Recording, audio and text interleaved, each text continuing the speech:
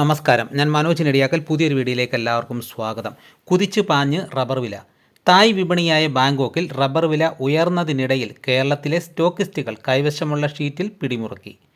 മുഖ്യ വിപണികളിൽ ചരക്ക് വരവ് കുറഞ്ഞ അളവിലാണ്. വ്യവസായികൾ 4ാം ഗ്രേഡ് ഷീറ്റ് വില കിലോ 229 രൂപ വരെ ഉയർത്തി. ജപ്പാൻ ഒസാക്ക എക്സ്ചേഞ്ചിൽ ഉൽപ്പന്ന വില ഒരു വർഷത്തിനിടയിലെ ഏറ്റവും ഉയർന്ന നിരക്കായ കിലോ 386 യെന്നിലേക്ക് കയറി. കുരുമുളക് വിലയിൽ മാറ്റമില്ല. അന്തർസംസ്ഥാന വ്യാപാരികൾ കാർഷിക മേഖലകളിൽ നിന്നും ചരക്ക് സംഭരണത്തിന് നീക്കം തുടരുകയാണ്. പുതിയ സാമ്പത്തിക വർഷം പിറന്ന സാഹചര്യത്തിൽ ഉത്തരേന്ത്യൻ കറി മസാല വ്യവസായികൾ സുഗന്ധവ്യഞ്ജനങ്ങളിൽ വരും ദിനങ്ങളിൽ കൂടുതൽ താൽപ്പര്യം കാണിക്കാം. വെളിച്ചെണ്ണയ്ക്ക് ഉണർവ്. തമിഴ്നാട് വെളിച്ചെണ്ണ വില ഇന്ന് വീണ്ടും വർദ്ധിപ്പിച്ചെങ്കിലും ദക്ഷിണേന്ത്യയിലെ ഇതര വിപണികളിൽ എണ്ണവിലയിൽ മാറ്റമില്ല.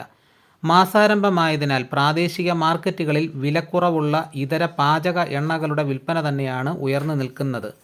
സൂര്യകാന്തി, പാം ഓയിൽ വിലകൾ ആകർഷകമായതിനാൽ വലിയ പങ്ക് ഉപഭോക്താക്കളും വെളിച്ചെണ്ണയിൽ നിന്നും അല്പം പിന്തിരിഞ്ഞു. കാങ്കയത്ത് എണ്ണ വില 325 രൂപ ഉയർന്ന് ക്വിൻ്റലിന് 23,350 രൂപയായി. കൊച്ചിയിൽ തുടർച്ചയായ 4ാം വാരത്തിലും വെളിച്ചെണ്ണ 26,900 രൂപയിൽ സ്റ്റഡിയാണ്.